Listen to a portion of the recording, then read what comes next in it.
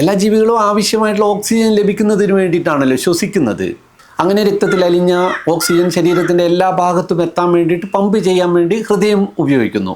എന്നാൽ ഒരു ഹൃദയം കൊണ്ട് നീരാളിയുടെ ഇത്തരത്തിലുള്ള പമ്പിങ് നടക്കില്ല. അതിന് കാരണം നീരാളിയുടെ ചോര നല്ല കൊഴുത്ത ചോരയാണ്. നമ്മുടെ ഹൃദയം ശ്വാസകോശത്തിൽ നിന്നുള്ള ഓക്സിജൻ നിറഞ്ഞ ശുദ്ധരക്തം എല്ലാ ഭാഗത്തേക്കും പമ്പ് ചെയ്യുന്നത് കൂടാതെ തിരിച്ച് കാർബൺ ഡൈ ഓക്സൈഡുമായിട്ട് വരുന്ന ആ ശുദ്ധരക്തത്തെ കൂടി വീണ്ടും ശ്വാസകോശത്തിലേക്ക് പമ്പ് ചെയ്യുന്നുണ്ട്.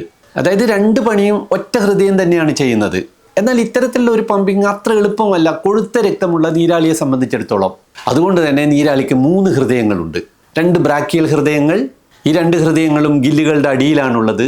ഇവ ഓക്സിജൻ കുറഞ്ഞ രക്തത്തെ ഗില്ലുകളിലേക്ക് ശക്തിയായിട്ട് പമ്പ് ചെയ്യുന്നു. പിന്നെയുള്ളത് സിസ്റ്റമിക് ഹൃദയം. ഗില്ലുകളിൽ നിന്ന് ഓക്സിജൻ സ്വീകരിച്ചിട്ട് വരുന്ന രക്തത്തെ ശരീരത്തിൻ്റെ ബാക്കി ഭാഗത്തേക്കൊക്കെ പമ്പ് ചെയ്യുന്നത് ഈ ഹൃദയമാണ്.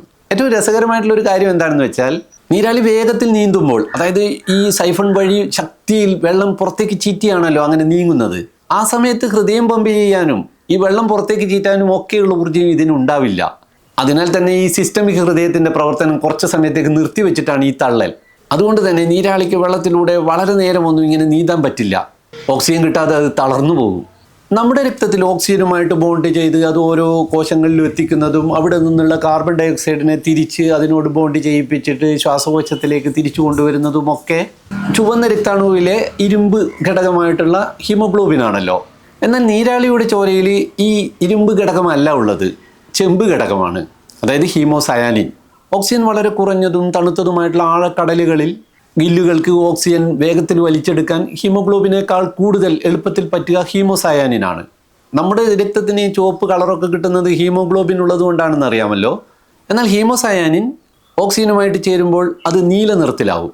അതുകൊണ്ട് നീരാളിയുടെ ചോരക്ക് നിറം നീലയാണെന്ന് പറയാം. കൂടാതെ നമ്മുടെ ശരീരത്തിൽ ചുവന്ന രക്താണുക്കളുടെ ഉള്ളിൽ, റെഡ് ബ്ലഡ് കോർപ്പസെൽസിൻ്റെ ഉള്ളിലാണ് ഹീമോഗ്ലോബിൻ ഉള്ളത്. എന്നാൽ ഹീമോസയാനിൻ നീരാളികളുടെ രക്തപ്ലാസ്മയിൽ നേരിട്ട് ലയിച്ചു ചേർന്നിരിക്കുകയാണ്. ഇത് നീരാളിയുടെ രക്തത്തിന് കൊഴുപ്പ് അല്ലെങ്കിൽ വിസ്കോസിറ്റി കൂട്ടും. അങ്ങനെയാണ് നീരാളിയുടെ രക്തം കൊഴുപ്പുള്ളതാകുന്നത്. ഇത് പമ്പ് ചെയ്യേണ്ട വിഷമം മൂലമാണ് 3 ഹൃദയങ്ങളും അതിനുള്ളത്.